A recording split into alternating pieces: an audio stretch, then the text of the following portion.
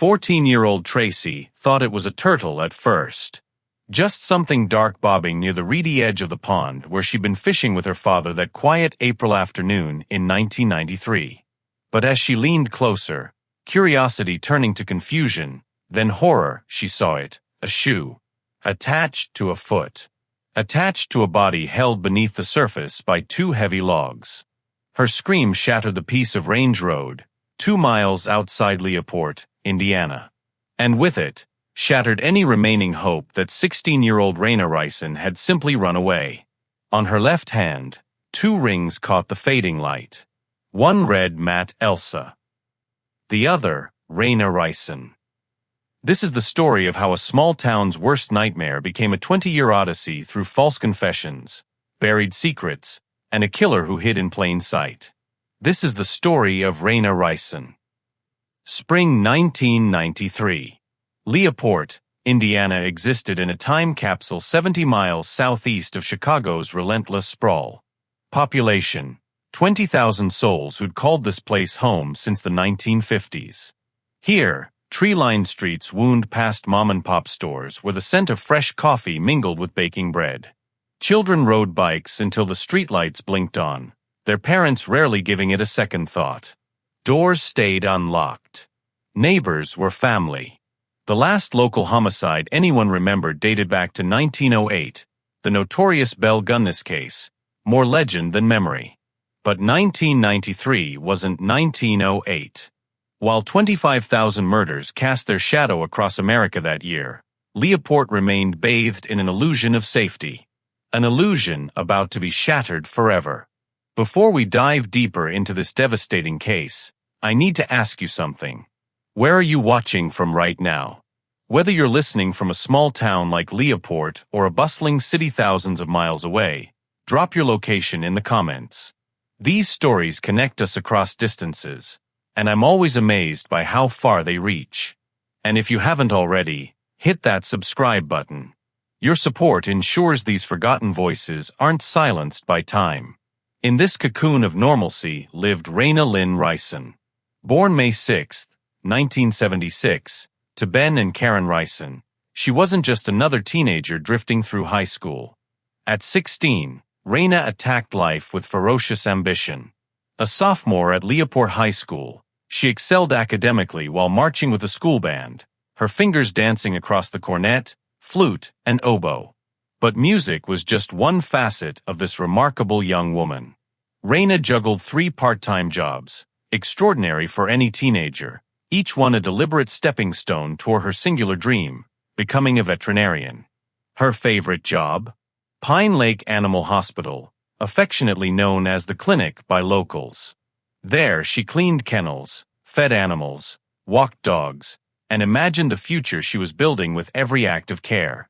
She could already feel the soft fur of future patients beneath her fingers, see herself in a white coat, healing instead of just helping.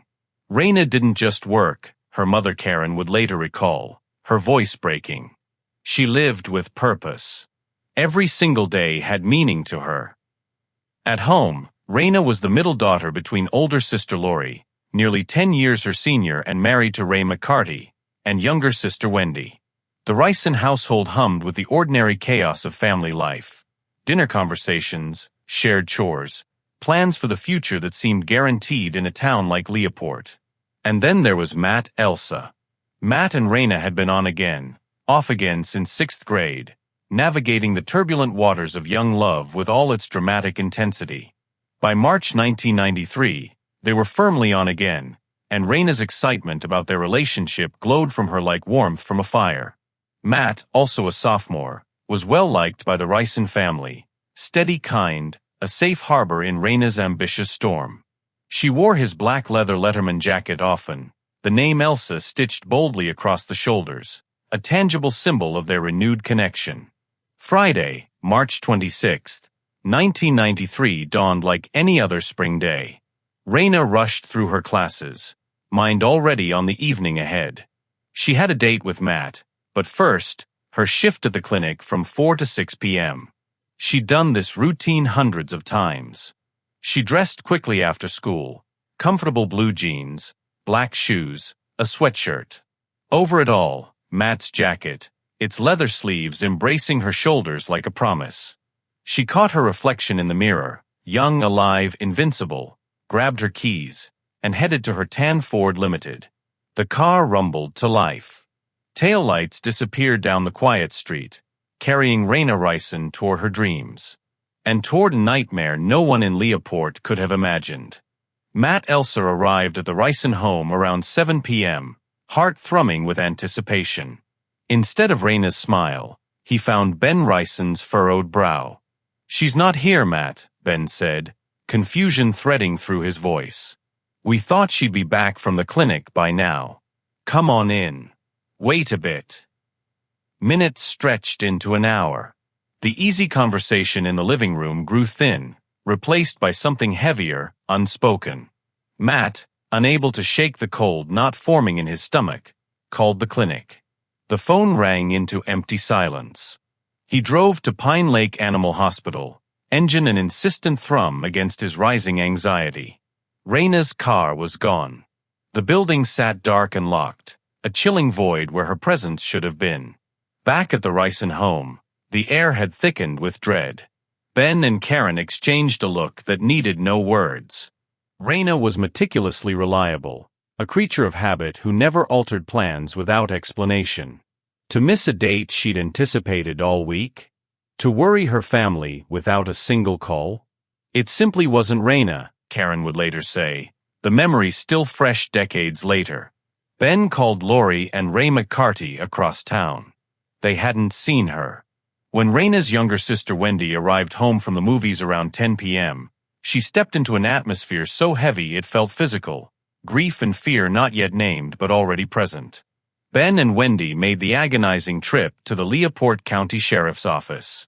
The deputy on duty barely looked up.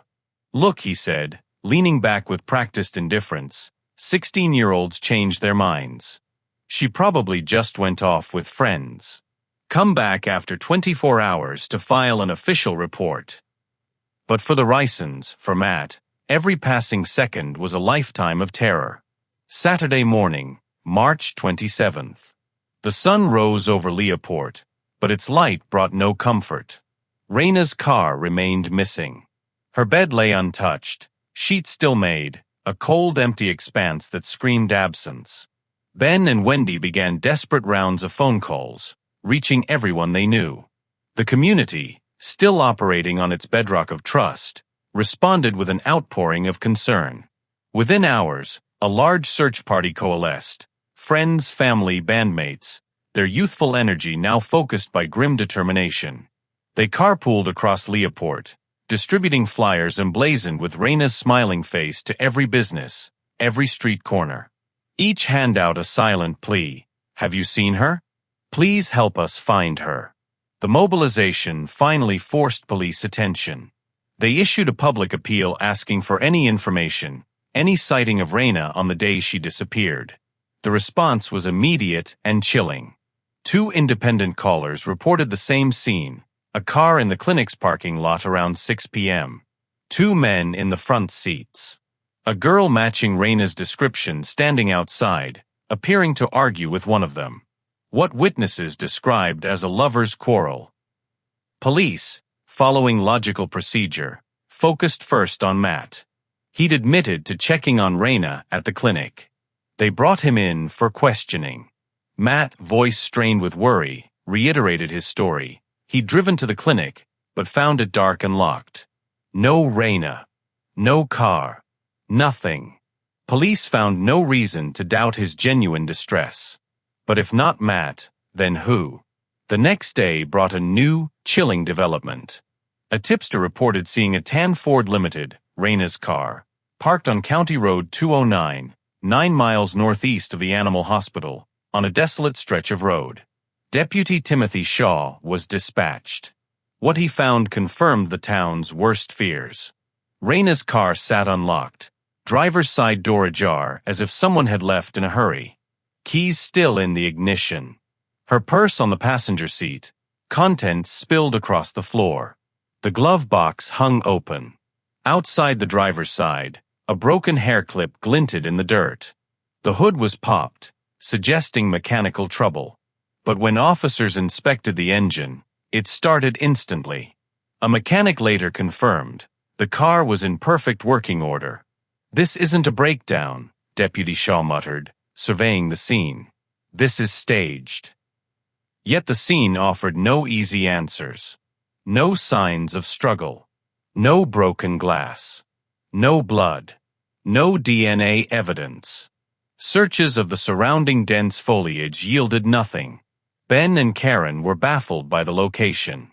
"She would never take that road," Karen insisted. "Especially not on a foggy night. Not when she was so excited to see Matt."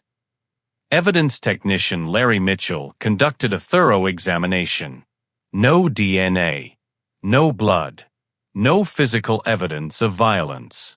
But he noted one perplexing detail: wet foliage and newspapers on the passenger floor, as if something wet had been placed there. Strange, considering it hadn't rained that night. Then an officer spotted something in the open glove box, a class ring. For a brief moment, fragile hope flickered. Perhaps Matt's ring?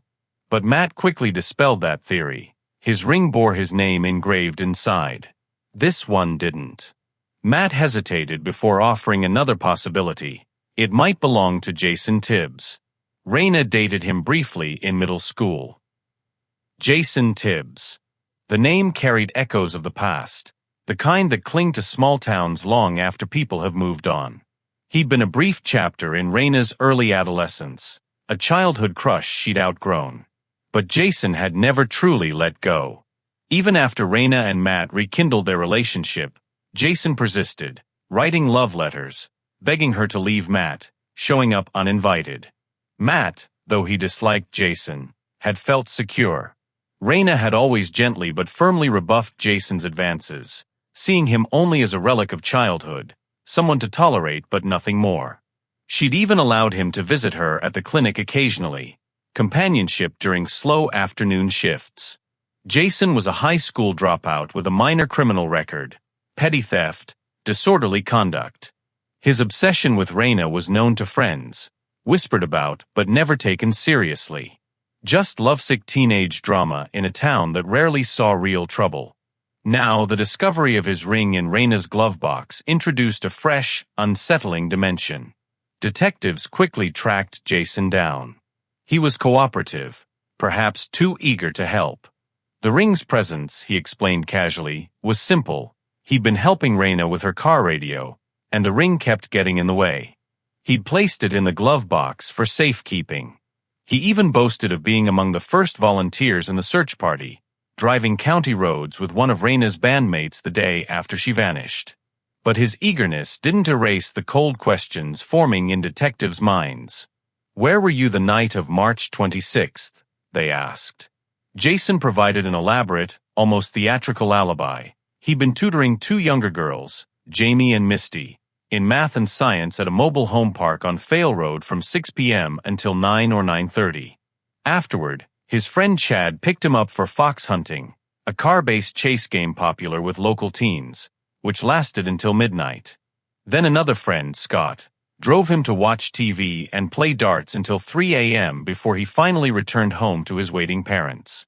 Jamie and Misty corroborated the tutoring story. Chad initially denied picking Jason up, then changed his account, claiming Jason had told him to lie. Police chalked it up to teenage unreliability. Other fox hunting participants remembered hearing Jason's voice on the radio. Scott confirmed picking him up later. Jason's alibi seemed to hold. Yet detectives couldn't shake a nagging unease. A high school dropout known for petty crime, suddenly tutoring advanced subjects? And Fail Road, where he claimed to be, was unsettlingly close to where Rayna's car was found. The investigative net widened.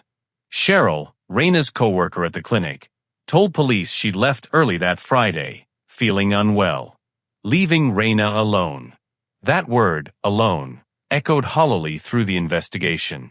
Meanwhile, another anonymous tip reinforced the initial sightings. A car with two men and a girl resembling Rayna, arguing at the clinic around 6 p.m. Police theorized.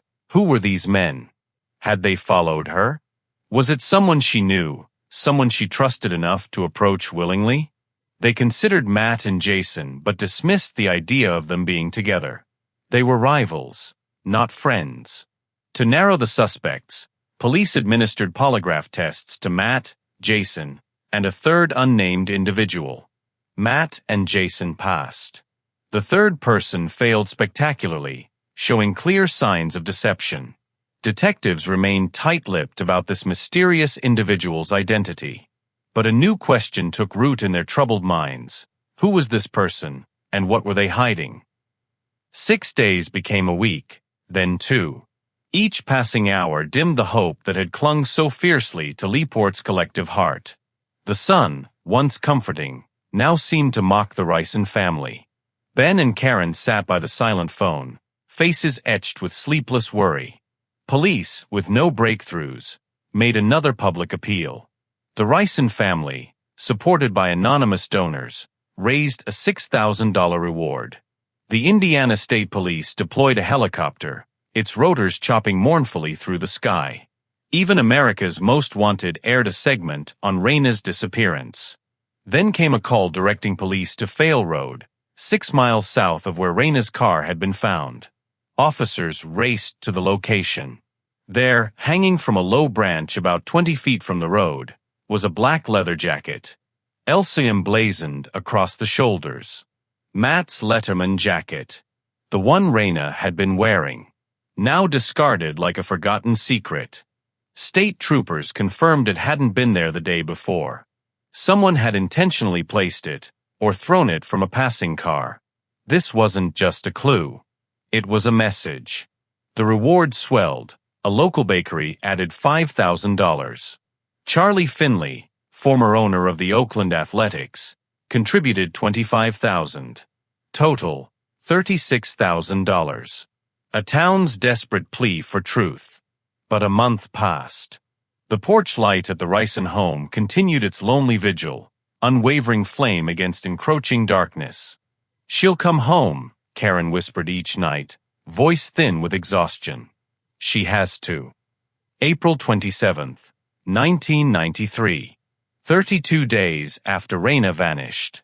Tracy and her father were fishing at a quiet pond off Range Road, 2 miles outside town. Bored with her line, Tracy wandered along the reedy edge. She spotted something dark, partially submerged. At first, she thought it was a turtle. As she drew closer, curiosity became horror. Her scream tore through the serene afternoon. A shoe. Attached to a foot. Attached to a body.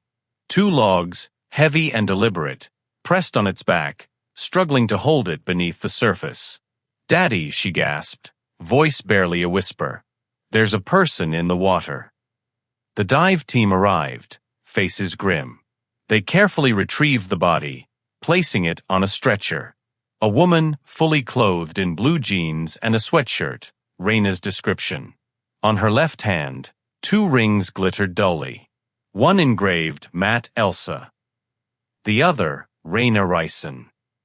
Dental records and autopsy would confirm what the community already knew in their hearts. It was Rayna. The autopsy revealed her final moments. Asphyxiation. She'd been strangled with bare hands, a desperate, intimate act of violence. While no other overt injuries marked her body, investigators theorized she might have been struck first, perhaps rendered unconscious before her breath was stolen. "This wasn't random," a detective murmured to Captain Miller. "This was personal. Passionate." For Ben and Karen, the world had fractured. The funeral on May 1st at Rolling Prairie United Methodist Church drew hundreds. Plainclothed police moved among mourners, eyes scanning for suspicious behavior. They believed the killer was someone Rayna knew. Someone she trusted enough to meet at that secluded spot. 6 weeks after Rayna's disappearance, a whisper reached police. It concerned Ray McCarty, Lori's husband, Rayna's own brother-in-law. Ray was the undisclosed third person who'd failed the polygraph test. And his past wasn't just troubled, it was horrifying. Ray McCarty was on probation, set to conclude in days. His crime. When Rayna was 11 and he was 24, married to Lori, he began sexually molesting her. The abuse lasted 2 years. At 13, Rayna became pregnant. She underwent a termination procedure. Ray was listed as the father on the official report. He threatened the family. If they reported him, he'd kill Rayna. Ray eventually pleaded guilty to a Class D felony of child molestation, receiving a 3-year suspended sentence and mandatory counseling. But he never completed the sessions. Lori, in a complex act of loyalty or denial, remained married to him. Rayna's parents, in their own deeply conflicted way, had extended forgiveness. When Rayna first disappeared, Ray and Lori both claimed they hadn't seen her that night. But as investigation deepened, Ray's story shifted. He later claimed he'd been in South Bend collecting money at a pig farm, a route eerily placing him near where Rayna's body would be found. This change in alibi, given before the body was discovered, elevated suspicions immediately. After the pond discovery, Ray McCarty became the prime suspect. On May 7th, investigators secured a search warrant for Ray and Lori's house. Both cars were impounded. Inside their home, police found an arsenal, a .44 Magnum revolver, 2 other firearms, and a stun gun. 4 days later, May 11th, Ray walked into the sheriff's office voluntarily, not to confess, but to alter his alibi for a 3rd time. That evening of March 26th, he now claimed he'd been examining a house for sale on Warren Street between 5:40 and 5:45 p.m. From that vantage point, he could see Pine Lake Animal Hospital and Rayna's tan Ford LTD parked outside. He'd stopped by the clinic, he said. Rayna was sweeping or mopping the foyer. She told him she didn't know where Lori was and urged him to leave. She was about to go on a date. The exchange lasted maybe 30 seconds before he departed. Why withhold such crucial information for so long? His explanation unfolded as a convoluted tale. After that evening, he'd picked up a female hitchhiker, driven her across state lines, and spent the night at a motel, all to conceal his infidelity from Lori. The story reeked of deception, but offered no real account of his actions when Rayna vanished. During a police interview, Lori let slip a disturbing detail. After Rayna's disappearance, Ray had asked her to vacuum the back of his car. She quickly recanted, but the seed was planted.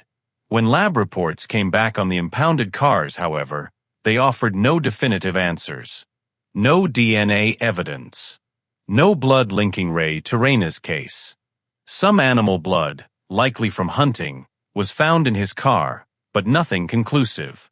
Ray McCarty remained the primary person of interest, but physical evidence was stubbornly absent.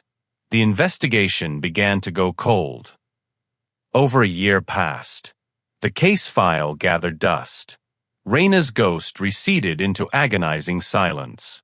Then in November 1994, Indiana State Police pulled over a nondescript van. Inside, Larry Hall, a man serving time for attempted kidnapping. Hall, under surveillance by multiple jurisdictions, traveled throughout the Midwest for Civil War reenactments, a twisted itinerary leaving a trail of missing women. He was already a suspect in 2 attempted abductions in Illinois and the murder of Jessica Roach, whose body had been found across the state line in Indiana. The van's search unearthed a macabre collection, numerous newspaper clippings about missing and murdered young women, some explicitly about Rayna Ryson. Then, chillingly, a prescription birth control pill bottle with a label made out to R. Ryson. Questioned about this, Hall, with detached demeanor, confessed to killing Rayna Ryson. "I've killed so many women," he claimed emotionlessly, "I can't keep track of them all." Just as casually, he recanted. Then confessed again. Then recanted. A pattern that would repeat itself. 4 desperate Leopold investigators chasing shadows for too long, Larry Hall offered a terrifying yet plausible alternative. Could the monster truly be a stranger? A transient evil that had merely passed through their unsuspecting town? The focus shifted. For Ben and Karen, it was a flicker of relief from the knowing fear that Rayna's killer was someone they knew. Investigators traced Hall's disturbing travel routes, aligning them with Civil War reenactments, compiling a horrifying tapestry of missing women. Rayna fit his typical victim profile. Yet stubborn inconsistencies gnawed at investigators.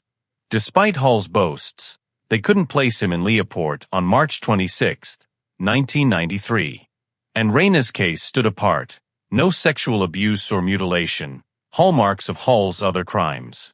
The birth control pill bottle was exposed as a grotesque fantasy. Hall had created the label himself. He reveled in notoriety, feeding off attention.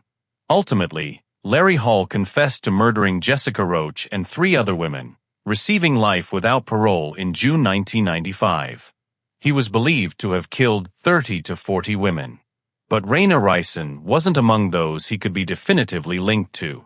The brief detour into Larry Hall's monstrous world had provided no answers. The focus returned, inevitably and grimly, to Ray McCarty. 5 years after Rayna's murder, detectives felt they'd gathered enough circumstantial evidence to present to a grand jury. The weight of Ray's shifting alibis, deceptive polygraph results, and haunting shadow of past abuse seemed undeniable. The grand jury agreed, voting to indict McCarty. He was arrested and charged with Rayna Ryson's murder. The news jolted the community, confirming darkest fears while others clung to disbelief. McCarty pleaded not guilty. He sat in jail for 15 agonizing months, awaiting trial. Then Leopold County welcomed a new prosecutor, Robert Beckman. Unburdened by years of frustration and emotion, Beckman meticulously reviewed the mountain of evidence. His conclusion: insufficient basis for indictment. No definitive physical evidence. No smoking gun. In 1999, Ray McCarty was released from jail. Karen Ryson, heart aching for justice, publicly defended him. "We believe him," she told reporters, voice firm despite underlying pain. "We believe he's innocent." The family, in a complex act of loyalty or denial, clung to belief that the monster was still out there. For the Rysons, it was a devastating blow. The case went cold again, receding into records, another unsolved mystery. Years bled into over a decade. But for Ben and Karen, for Lori and Wendy, Rayna was never forgotten.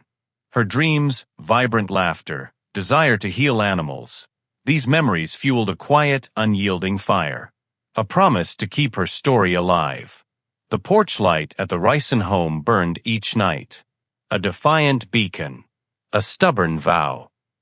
15 agonizing years. Rayna Ryson's case remained a ghost in Leaport's annals. A cold file gathering dust. A wound refusing to heal. Then in May 2008, a phone call sliced through the silence. Corrections Officer Martinez, during routine inmate check at an Indiana correctional facility, noted an unusual request from Ricky Hammonds, serving time for an unrelated murder. Hammonds sought no deals, bypassing usual channels. "It's about the Leopold girl, Rayna Ryson," Martinez recorded. Detectives Al Williamson and Brett Airy received notification within hours. They traveled to the facility immediately. In the prison interview room, Ricky Hammonds appeared agitated. He described March 26, 1993.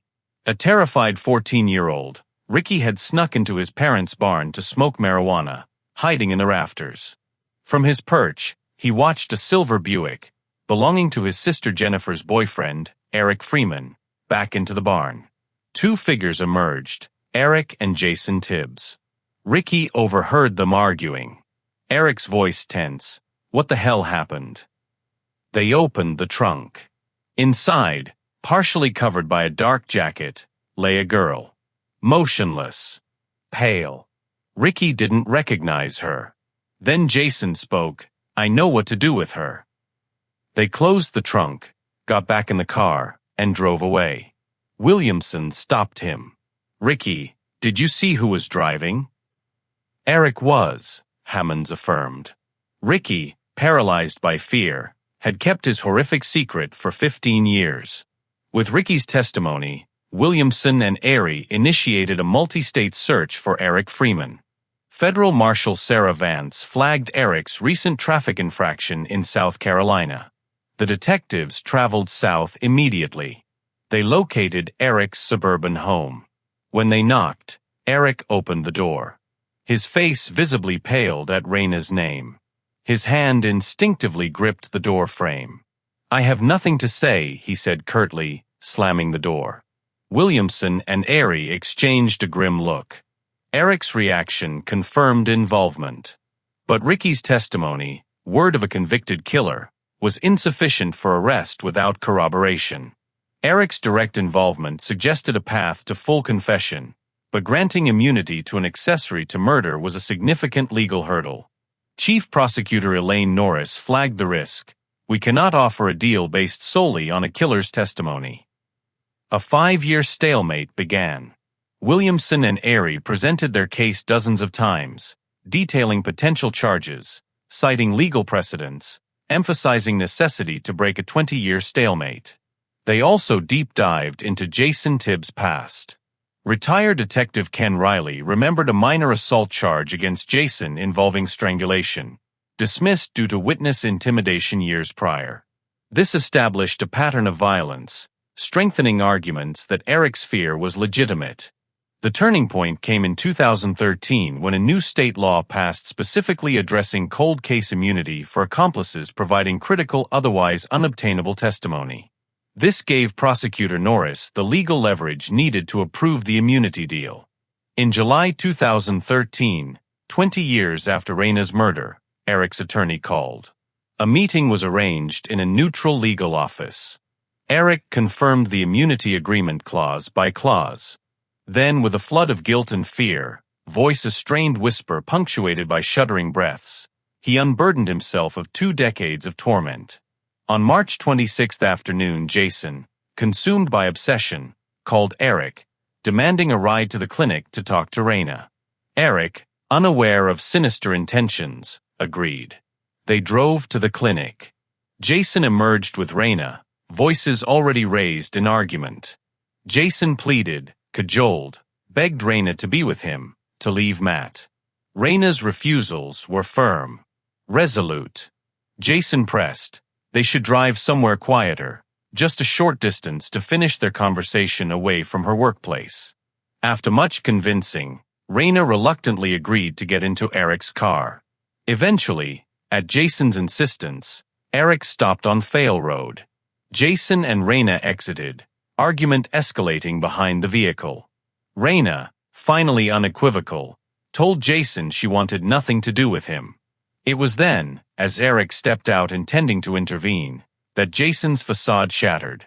He punched Rayna, then climbed atop her, hands closing around her throat. "Stop. You're going to kill her." Eric cried. Jason's eyes, cold and distant, met his. "Too late," he replied. "If I can't have her, nobody can." The confession, delivered with chilling precision, ripped through the interview room. Jason placed Rayna's body in the trunk. They drove back to Eric's girlfriend's house, where Ricky Hammonds, the frightened boy in barn rafters, witnessed their argument. They didn't linger. Jason took Rayna's car, Eric following in his own, Rayna's body still in the trunk. Their destination, Range Road. The pond where Tracy would make the horrific discovery. There they lifted her out, carried her to water's edge. When she wouldn't sink, Jason weighted her down with logs. Later that night, Eric realized he still had Matt's Letterman jacket. He called Jason, who retrieved it. A final callous act of staging. Immediately following Eric's confession, Williamson secured an arrest warrant for Jason Tibbs. On August 23, 2013, 20 years and 5 months after Rayna's disappearance, a tactical unit deployed to Jason's home. He was 39, married with 2 children, still living in the same house. When officers knocked, Jason answered, face registering confusion. The lead officer read him his rights. Jason initially scoffed. "What is this about? My alibi is solid." Williamson stepped forward, showing Jason a photo of Eric Freeman. "Your alibi isn't solid anymore, Jason. Eric Freeman told us everything." Jason's face drained of color. His carefully constructed world had imploded. At the Leoport County Sheriff's Department, Williamson and Airy brought Jason into an interview room. Williamson placed a folder on the table between them. "Jason, we know what happened on Fail Road. We know about the pond on Range Road." Eric laid out every detail. Jason leaned back, gaze unwavering. "Eric's a liar. Always has been. He's trying to save his own skin." "Eric told us about the argument, Jason," Airy interjected. "How Rayna told you she wanted nothing to do with you. He told us how you hit her, how you strangled her." Jason slammed his hand on the table. "I want a lawyer. I'm not saying another word without my lawyer present." Williamson met his gaze. "You've had 20 years to tell us, Jason. 20 years for Rayna's family. A lawyer won't change what you did or what Eric saw or what Ricky Hammonds heard." Jason remained silent, jaw tight. Williamson and Airy rose, walking to the door. Jason watched them, eyes, once defiant, now holding a trapped animal's fear. The door clicked shut, leaving him alone in the sterile room. The silence amplified by enormity of truth closing in around him. At a pre-trial hearing, Jason's elaborate alibi, which had seemed so solid in 1993, crumbled to dust. Jamie, now a teacher, took the stand, voice clear. "Jason coerced us into lying. He threatened us." Misty, her sister, corroborated the statement. Chad, the fox hunting accomplice, admitted Jason had instructed him to lie, fearing what Jason might do. Even fox hunting participants, now middle-aged, testified to hearing only a radio voice, never seeing him physically present. Jason sat at the defense table, eyes darting, flicker of panic replacing earlier defiance as his meticulously spun web of deceit unraveled thread by thread. Jason Tibbs' trial began November 7, 2014. The Ottawa County Courthouse saw an influx of media and spectators, all focused on conclusion of the long-standing mystery. Chief Prosecutor Elaine Norris led the prosecution. She methodically presented Eric Freeman's and Ricky Hammonds' testimonies, their accounts forming an undeniable chain of events. She used visual aids to reconstruct the timeline, recontextualizing old physical evidence, Rayna's staged car, the discarded Letterman jacket, through the lens of confessions. Defense attorney Richard Vance, in a last desperate attempt, made a motion to introduce Ray McCarty's past into proceedings. Judge Patricia Chun swiftly ruled against it. "The court finds no direct link between Mr. McCarty's past and the current charges," Judge Chun stated, "and will not allow extraneous character assassination."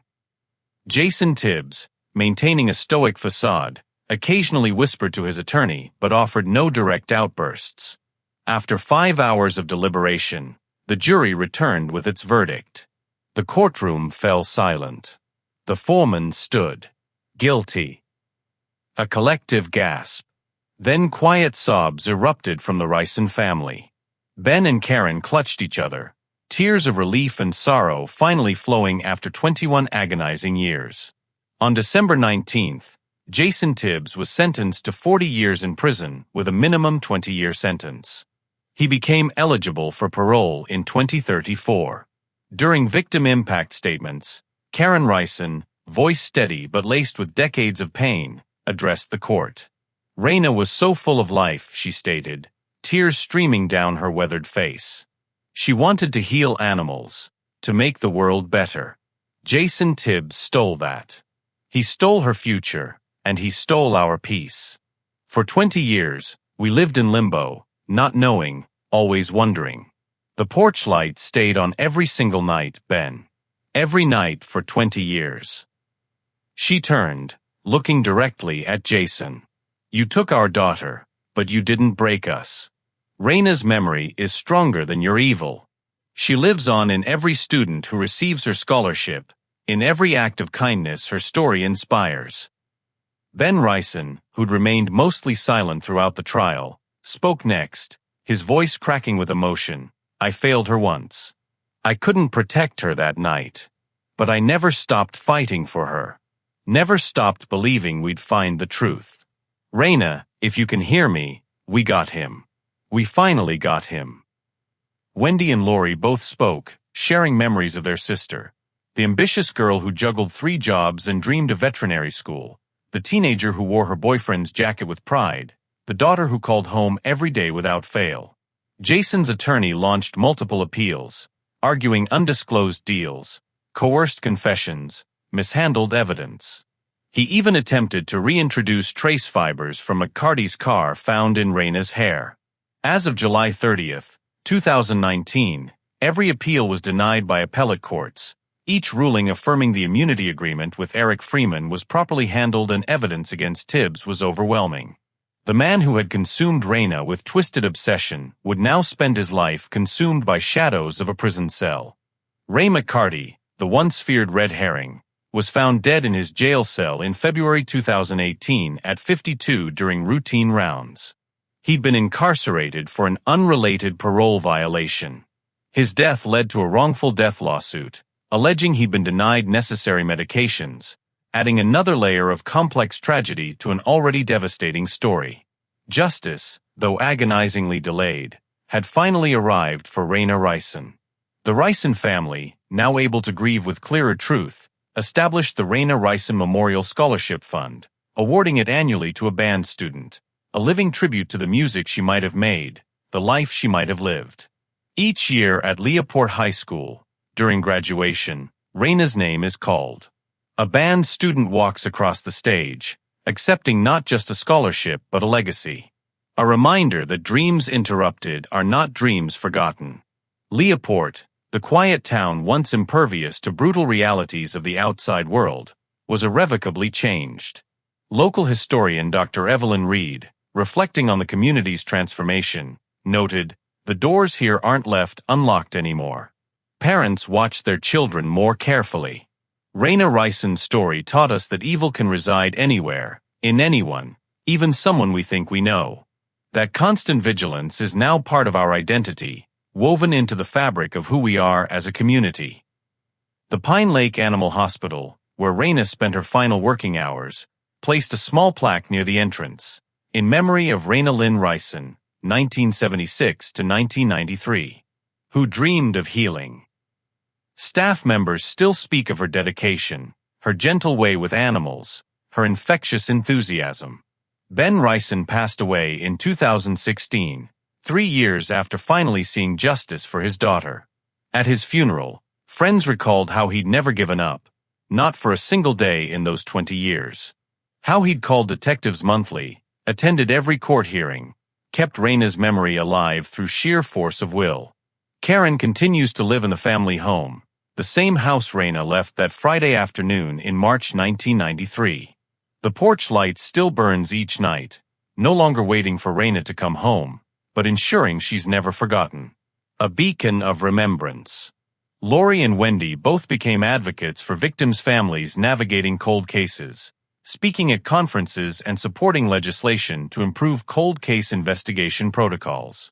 They channel their grief into action, ensuring other families might find closure more quickly than they did. Rayna would have done the same, Lori explained during a victim advocacy event in 2015. She was always helping others, animals, people, anyone who needed it. This is our way of continuing her work.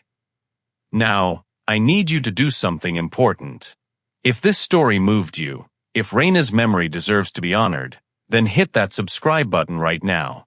Click the notification bell so you never miss another story. And here's the most crucial part: share this video.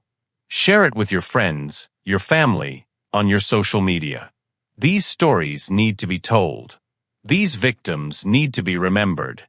Rayna's voice was silenced in 1993, but we can amplify it today.